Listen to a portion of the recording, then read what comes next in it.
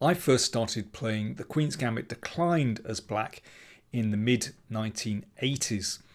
I was sick of playing openings like the Benoni and the Grunfeld, and then basically my opponent smashing me through the middle of the board.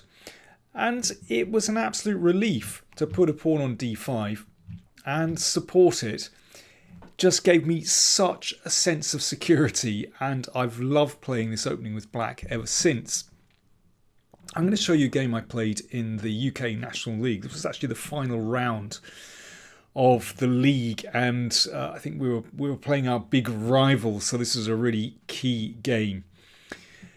My opponent, Alexander Baburin, a Russian who emigrated to Ireland and has been representing Ireland for the past couple of decades.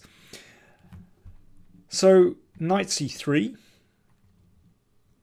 And I played bishop e7. I'll talk about the opening in more detail at the end of the game, but we have a kind of exchange variation on the board. So this fixed pawn structure, and that makes it easier in some ways to determine plans. Queen c2, so that stops the bishop coming to f5. I played bishop d6. Now, that looks strange to move this bishop for the second time, but it almost forces this exchange of bishops. I mean, the bishop doesn't want to retreat here. And exchanging bishops is certainly advantageous for black, because it just gives black more freedom to maneuver. Now, I think that white should exchange here, but anyway, bishop g3 played. Now, knight e7. Why knight e7 and not the usual knight f6? Well, I want to play the bishop to f5. That is a key diagonal in the exchange variation. So bishop f5.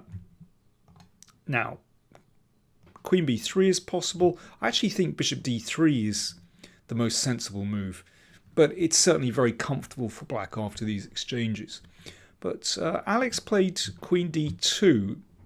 It looks a bit funny on d2 somehow.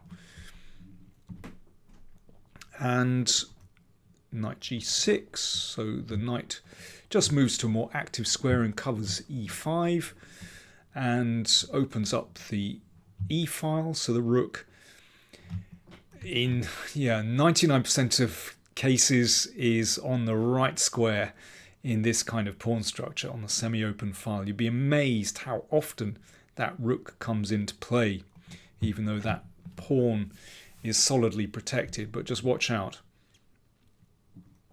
Castles, and I think that's actually inaccurate, because that gives me the chance to take the initiative straight away on the kingside. It looks unlikely, considering that white's kingside is pretty well packed, but this is what happened. Bishop takes bishop, pawn takes, knight d7, time to develop.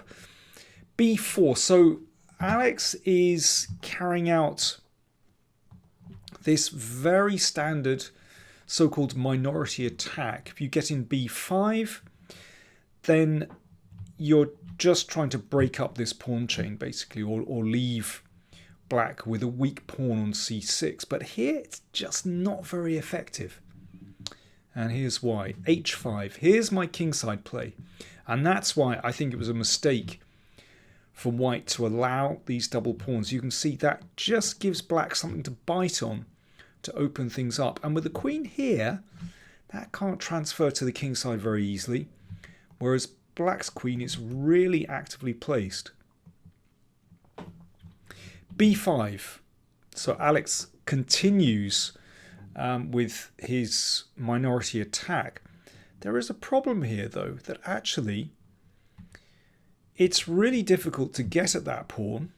That's the weakness that white is supposedly playing for. But also, because the bishop is on this diagonal, then it's not possible for white to get a rook to the b file. And that bishop is actually really annoying. And that's why I think it was just a little bit too ambitious to play the queen over. Rook e1. Now that's going to make room for the bishop to drop back. g4, so I continued with my plan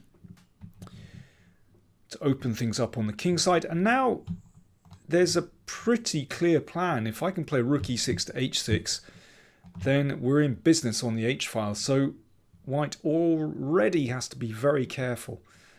And for me, this is like dream scenario out of the opening. g3, so wants to drive away the knight, but I can flick in knight c4 first. So obviously bishop takes knight allows a knight fork, disaster. So the queen has to drop back, really passive. I exchanged knights, and now it seemed to me that, well, this bishop controls this b1 square, so fantastic. I can occupy the b file without fear of the rooks being exchanged. And you can see that, well, things are going very well for black. All black's pieces are in play. I would even count the queen because that's ready to leap into action very quickly. And here is where I think this is the last chance for basically white to bail out. Now, Alex is a very strategic player, and I can understand why he didn't want to make this move, but I think he should just blast open the position with e4, even though it breaks up the pawn chain. But he probably didn't consider it because, well, this looks like it just wins a clear pawn, but actually it's not that clear after rook d1. In fact, well, the mass exchanges are going to take place, and this is eventually going to lead to a draw, basically. White recovers the pawn. Okay, that's a lot of detail, but basically e4 is the move, just to, yeah, release all this tension and exchange pieces. But instead he continued with his plan of, you know, working away on these on the queen side. You know, he wanted to play his knight to a nice square, but it's way too ambitious because my pieces are really active. And now this is really serious. Looking at the f2 pawn, and it's already, well, it's pretty bad for white actually.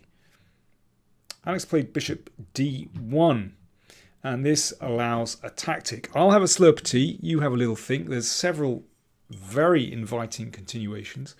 Cheers, folks. I think very appropriate with my octopus knight mug, considering that knight on c4 is, well, it's not quite an octopus, but it's pretty good. It's looking at a whole range of very interesting squares here. Okay, I'll have a slurp tea, you have a little think.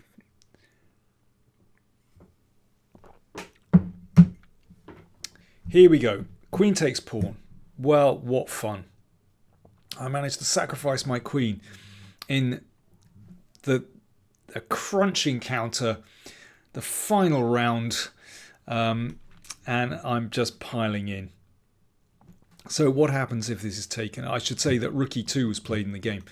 But if pawn takes queen, I take. Knight check. If the king moves up, bishop check. Basically, I chase the king to oblivion. King e5 allows a double discovered checkmate. This is great fun. King g5, well, I can choose how I want to checkmate, but let's just go around the houses and that'll do nicely. Of course, white can give up the queen at this point, but you know, that's completely winning position for black. In other words, white cannot take the queen. So rook e2 is played. Now, if rook takes, then pawn takes queen. Can't allow that, so I just had to shuffle back with the queen. But basically, I've won a huge pawn, and I still have a very nice initiative. And look, these pieces look pretty bad, and the knight can't do much on its own. Bishop c2. Well, bishop g4, I want to keep the attack that looks very inviting. Knight d3. Well, I could perhaps move the knight back, but I didn't see any reason to complicate here. I'm a clear pawn up. We were both heading for time pressure, of course. We've had quite a few games, me and Alex, and somehow we always have a mad time scramble. They're always good fun. Bishop f3. I'm a clear pawn up here. I don't need to complicate. And here, well, I've got an extra pawn. I thought I may as well use it. Let's just push. Keep it simple. Let's create a huge pass pawn in the middle of the board. It just seemed like a very obvious and attractive way to play the position. And white still has to be very careful of the king as well. So I managed to get my pawn all the way to the 7th rank. But how do I make the final push? How do I get it there? Well, it seemed to me that it would be a good idea to try and bring this rook into the game. And that should tip things over.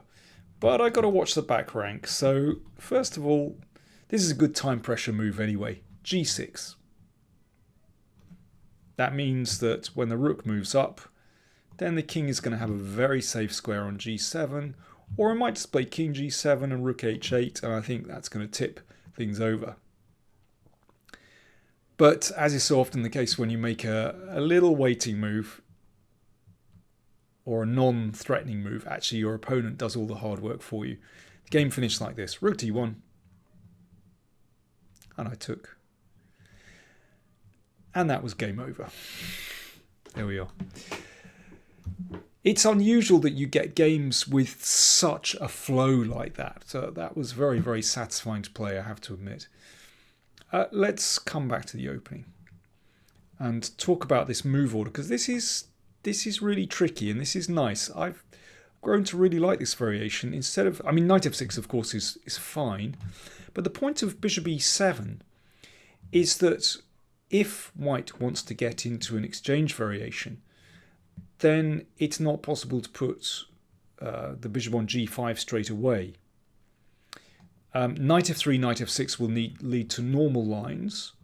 This is not such a good exchange variation. I mean, the knight is on f3 for one thing.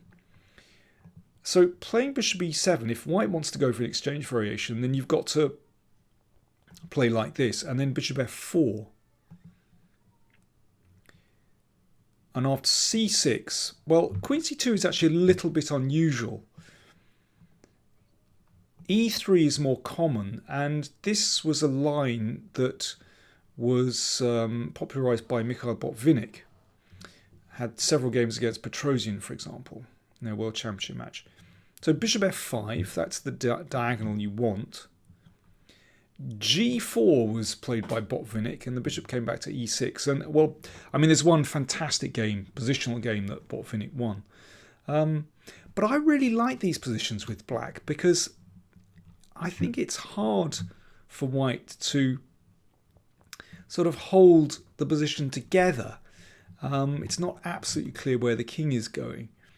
And yeah, I've always enjoyed playing this system with black, I have to say. But it's a question of taste. Some people like to expand on the king side like this. But that's basically the main line, you could say. Karpov and Kasparov played some games from that position, and, well, many others as well. If you compare with the other version of the exchange variation, if you compare with Kasparov short, where Kasparov put the knight on e2, and that gives white additional possibilities. Sometimes you go queenside, but it's this possibility with f3 and later on e4. But this is one of the points of bishop e7, that basically if white wants to go for an exchange variation, either the bishop has to end up on f4, or you play like this and there's no knight coming to e2. So it's a subtle move order. You've got to like some of the positions after bishop f4, but I've always found that yeah, those positions are based to my taste with black. So more detail. If you want to know more about the Queen's Gambit, declined then do check out my repertoire, which you can find on my ChessBase DVD or download, and you can get that from the ChessBase online store for a complete repertoire with black, and you'll find a link in the video description down there. Thanks for watching.